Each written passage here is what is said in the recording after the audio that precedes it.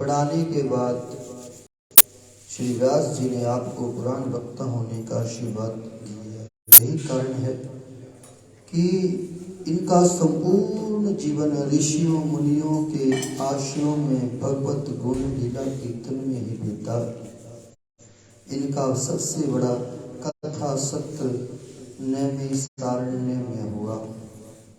एक बार भगवान नारायण एवं देवताओं के परम पुण्यमय क्षेत्र नैमिषारण्य में श्री शौनक आदि 88,000 ऋषियों ने भगवत प्राप्ति की इच्छा से 1,000 वर्ष में पूरे होने वाला महान यज्ञ का अनुष्ठान किया। संयोग से एक दिन ऋषि मुनियों के आश्रम में जाकर दर्शन करते विचरते हुए श्री सूत जी भी श्री नैमिष क्षेत्र में जा पहुंचे। तो इनका दर्शन कर ऋषियों ने अपना बड़ा सौभाग्य माना। यतम न संदर्शितो धात्रा, सभी ने सूत जी का पूजन किया और उन्हें आसन पर बैठाकर बड़े आदर पूर्वक भगवान की लीला कथा प्राणियों के कल्याण के विषय में जिज्ञासा की। श्री सूत जी उनके प्रश्नों का अभिनंदन करते हुए बड़े विस्तार से प्राण रस वर्णन किए। एक एक करके प्राणों की कथा ऋषियों को सुनाई। कौरवों और पांडवों के बीच युद्ध का निश्चय जानकर बलराम जी दोनों ही पक्षों से बोले जय श्री राम, तटस्थ होकर तीर्थ यात्रा के व्याज से द्वारका में चले गए। बोलो जय श्री राम।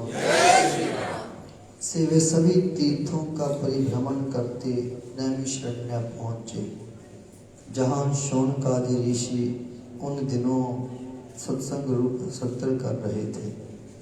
श्री बलराम जी को आया हुआ देखकर ऋषियों ने अपने अपने आसनों पर उठकर स्वागत सत्कार किया। यथा योग्य प्रणाम आशीर्वाद के उपरांत उनकी पूजा की। व्यास गद्दी की मर्यादा को ध्यान में रखकर सूत जी अपने आसन पर ही बैठे रहे। श्री बलराम जी को ये बात खटक गई कि रोमहर्ष जी सूत जाति से उत्पन्न होकर भी ब्राह्मणों से ऊंचे आसन पर बैठे हैं।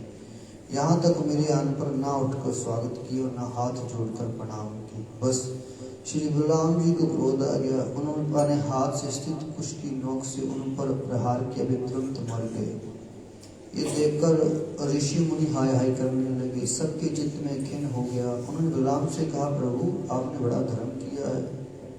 सूत जी तो हम लोगों ने ब्राह्मण चित्त आसन पर बैठाया था। जब तक हमारा सत्य समाप्त न हो तब तक उन्हें शारीरिक कष्ट से रहित आयु भी दे दी थी। भगवान आपने अनजान में ऐसा काम कर दिया जो ब्रह्म हत्या के समान है। हम लोग ये मानते हैं कि आप योगेश्वर हैं, वेद भी आपके कोई शासन नहीं कर सकता। फिर भी आपसे प्रार्थना है कि आपका अवतार लोगों को पवित्र करने के लिए हुआ है। यदि किसी प्रेरणा के बिना स्वयं अपनी इच्छा से ब्रह्म हत्या का प्रायश्चित कर लेंगे तो इससे लोगों को बड़ी शिक्षा मिलेगी। श्री बलराम जी ने ऋषियों का अनुरोध स्वीकार किया और कहा, ऋषियों वेदों का ऐसा कहना है कि आत्मा ही पुत्र के रूप में उत्पन्न होता है, इसलिए रोमहर्षण के स्थान पर उनका पुत्र आप लोगों को पुराणों की कथा सुनावेगा। उससे मैं अपनी शक्ति से दीर्घ आयु, इंद्रिय शक्ति और बल दिए देता हूँ। तब से रोमहर्षण के पुत्र उग्र शवा पुराण के प्रवक्ता हुए। ये भी सूत नाम से प्रसिद्ध हैं।